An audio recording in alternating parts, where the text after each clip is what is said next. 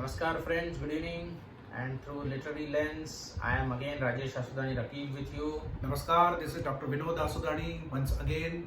Today, Rajeshji, what you are going to discuss about? Yeah, Vinodji, today we are going to discuss a very interesting novel. Whose novel it is? The Serpent and the Rope by none other than Raja Rao. Oh, friends, you know Raja Rao is one of the three greatest Indian English novelists. Yeah. The two other being R.K. Narayan and Mulk Raj Anand. Right, Raja Rao came to fame way back in 1938 with his publication of first novel Kantapura. And after that, friends, we had to wait for 22 years. In between only the story collection came, The Cow of the Barricades. And friends, you know that the Serpent and the Rope really brought him worldwide fame, and it was once nominated for the Nobel Prize as well in literature.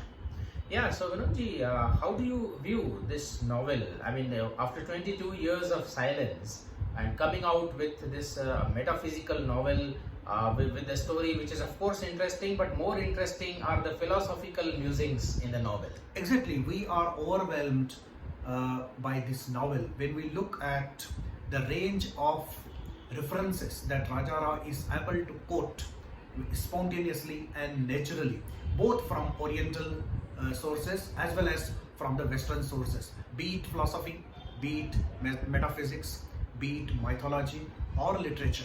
This novel is full of allusions and references. Yeah, and of course the plot is simple enough. Rama, he is married to a French girl, Madeleine, when he goes to do research in France. He researches on Catharites, who are a sect of Christians. They were dualists. They thought that the God of the Old Testament was evil. He created matter, and the God of the New Testament is good. He created the spirit for spiritual things. So for this event, and he fell in love maybe, but when the novel starts, he's already married to Madeleine. He comes back to India for the last rites of his father. He goes to Ganga, he goes to all over India with his little mother. Then after he goes back to France, Madeleine is there, and she is taking interest in various religions including Christianity, but more particularly in Buddhism. At the beginning of the novel, it seems that this novel is going to be a wonderful love story of Rama and Madeleine, because she is very much devoted. Yeah. She tries to even adopt the Indian ways of her husband. Yeah, and then this Rama meets Savitri also in India. She refuses to marry a person whom she has been married in her maybe late childhood or early teenage. She says that I will not marry him, he doesn't suit me, I don't love him. Then he goes to sort of convince her that she should marry, but of course he doesn't convince her. They again meet in Europe, in London. She comes to his house in France also, and gradually he is attracted towards Savitri also. And they secretly get married in London. Of course, it is not the marriage. Yeah, it's a mock marriage. Huh? Exactly, but they enjoy some tender moments, and yeah. Savitri is also very much drawn to the charming personality of Rama, right? But this lasts for a very short time, and Savitri, after her studies, she comes back to India, and she takes a final decision that she gets married to a boy who basically comes from one of the royal families of India, and right now he is serving as a bureaucrat in government of India. Yes, Savitri says to Rama that what should a person do who is in love with one person but belongs to another, and Rama advises him that one aeroplane should follow the radar. And she also, when after the mock marriage, Vinodji, Savitri tells Rama that I will come to you when you don't need me and you can live without me. Right now I will go to Allahabad and marry that bureaucrat. And a few years later, when Rama is not well and he is in London, he is admitted to the hospital, and Savitri pays a brief visit. Yeah, that's a very tender visit. She in fact kisses him, and then she goes away. He says that the entire truth lies in a slight kiss that she gives to him. Yes. And in between Madeleine and Rama, they begin to drift apart slowly. Madeleine becomes more and more interested in Buddhism, and in a way she becomes a ritual Buddhist, ritualistic, not very spiritual of course, but ritualistic, and she draws away from him. And finally the things come to the pass that where they legally separate, they get divorce, legal divorce as well. Yeah, so now Madeline is away from Rama. Savitri has also gone away, telling him that I will come when you don't need me, when you can live without me.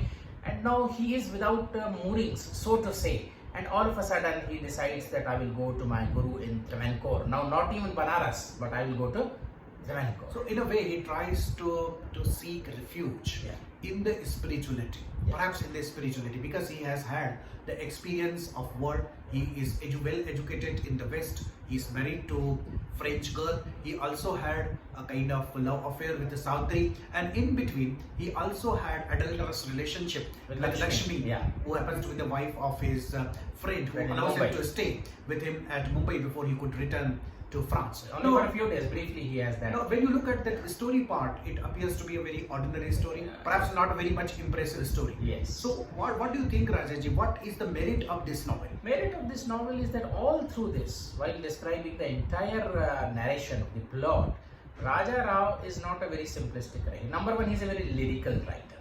The style is very flowing. You read one passage after another and you can't really stop. The whole 400-page novel, you really want to read it from beginning to end. And some of the passages are elevated to the poetic prose. Yeah, like Coronation of Elizabeth II, when it happens, woman, the passage about the woman. It's a very lyrical and very, very, very poetic passage. And you can take out some of the passages and read them for their own charm. Correct. They independently stand out. And they independently you read the philosophy in those passages, the metaphysics in those passages, and the references are Indian as well as the references are European. This is something unique, that he has knowledge of both Oriental and Occidental cultures. Yeah. And he has brought the references from both the cultures, from both of the worlds. And this really makes the novel philosophically rich. Yeah, I mean, when he stands with Savitri on the bridge in London, and he tells her about many things, and that is the moment she is really taken in. She is impressed and she falls, she confesses her love for him. It's very rare, Vinodji. When what happens, hero comes, he does something for the heroine, he repairs her bike, he repairs her car, and the love happens. But here it's very intellectual and emotional. Yes, and in fact, the merit of the novel lies in the fact that ordinary day-to-day events are so described that they appear to us in altogether different light, spiritual light, philosophical light, metaphysical light, and it seems that as if something very important is taking place. Although the things are very simple. His return from India, and when Madeline comes to receive him, she takes his luggage into the house. These are absolutely prosaic events, but at the hands of Raja Rao, they become poetic. Everything is, in a way I can say everything is contextualized in a historical and mythological manner. And this shows the working of Raja Rao's intellect at very high level. And it is here that he is different from ordinary writers. Yeah, simply while describing Savitri for the first time, the charm of her voice, he tells the entire story of 3 pages, and the final thing is that the charm of the voice and charm of the music in that story, and he likens Savitri's voice to Savitri's movements to all those characters in the story. So his style and his command over English is fabulous. Yeah, I mean, he ranges, as I said, from European to Indian references. The references are not only historical, of course. Madeline teaches history. Raja Rao also is very good, not the historian as such per se, but he has the profound knowledge of history and philosophy as well, culture as well, religion as well, mythology as well, all this multifarious literature, of course. So all these multifarious references are the thing which enrich the novel and make it different from others. And definitely, this richness of the novel makes heavy demand, especially on uninitiated readers. They are simply lost in the range of the references that appear and reappear throughout the novel. I would say, Vinodji, that even a well-educated Indian or a European reader would miss at least half of the references. Exactly, because you have to come to the level of Raja Rao, and that's not possible for any reader, whether initiated or uninitiated. Maybe a lay reader will be put off. Exactly. By the sheer heaviness of the references. And this, I think, a novel which is a class in itself.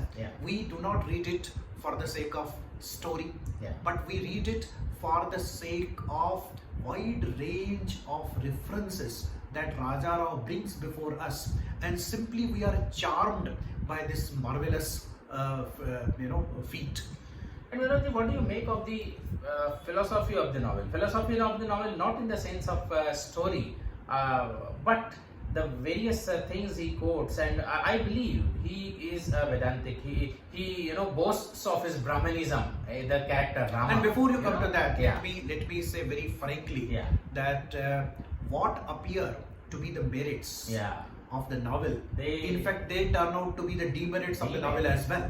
As you know, I would put it this way, Vinodji. Yeah. Vedanta says seer and the seen is one, right? Yes. Serpent and the rope, they are not separate. They are the one. Yes. So in merits and demerits are also the one. Exactly. You know. That is really the Yeah. philosophical way of looking at novel. But whether the world is the rope or the serpent, this is the core question that he is trying to put before us. Whether it is the rope or we mistake or misinterpret the rope to be the serpent. The life may be rope, but we misinterpret it to be the serpent. Or whether life is really Serpent and we mistake it for rope. Yes, we do not know perhaps. So whether it is illusion or we understand the reality correctly, everybody feels that I do not understand the reality. It is an illusion. And in one place, Rajarao really says that Yeah. Indian philosophy does not talk of only truth and untruth, but it also talks of the third force, that is illusion. Illusion.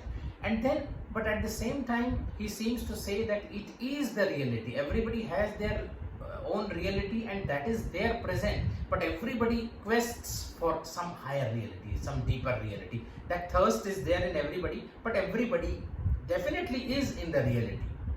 And when we look at this novel as a piece of fiction, especially as a novel, then we definitely can say that the story part is weak. Yeah, it is very weak. It is just a very simplistic story, and even the conflicting affections are also not dealt with emotionally or intellectually in that way. Just they are there. There is no even the conflict also doesn't arise in his narrator's mind, and it's not even solved. When Madeline and Rama they drift apart, and Madeline is taking more and more to Buddhism, and this should have been depicted as a conflict between the two intellectual and educated minds, because the protagonist Rama himself is well educated, he is proud of his Brahminic traditions, and Buddhism, as we know historically, it was a reform movement. It arose as a reaction against the orthodox practices of Hinduism at that time. So this could have been a possibility that the Madeline's taking to the Buddhism would have given him a chance to develop this intellectual and spiritual conflict between Rama and Madeline. Rama flaunts his, Brahmanism very shamelessly. I would say. Yes, sometimes it really is not acceptable in the 21st century sometimes, because it appears to be a racist behavior.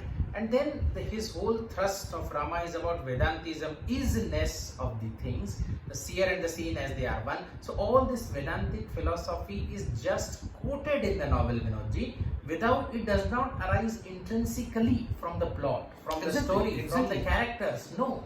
But just the passages after passages are quoted and the reader is mystified, and again the story comes back. For one paragraph the story will move, and again out of the blue some other passage will occur. So references have not been made an integral part of the plot. As so they should have been. They should have been, because this is otherwise artistic failure. It is artistic failure. The characters could have developed in such a way that Rama could have illustrated the isness or the Advaitavad, the non-dualism as they call it. Or Georges or the Catherine, they seem to be out of place in the novel. Out of place, they don't have anything to contribute. Otherwise, the Georges could have provided us a commentary on the Christian Catholicism against the background of Hinduism and Buddhism, for which Rama and Madeline could have been the symbols. And Madeline is simply drawn towards the rituals of the Buddhism without really spiritually doing anything about it or understanding it. In fact, her character also could have been developed in the way as to illustrate the spiritual tenets of Buddhism. And irony of Madeline's spiritual development is that on the one hand, she develops compassion. As you know, compassion is the basic of Buddhism. She develops compassion for even the insects and the ants, and she drifts away from her husband. Totally. So this seems to be a paradox. She is compassionate. Even she forgives the molestation or the rape attempt by who is there?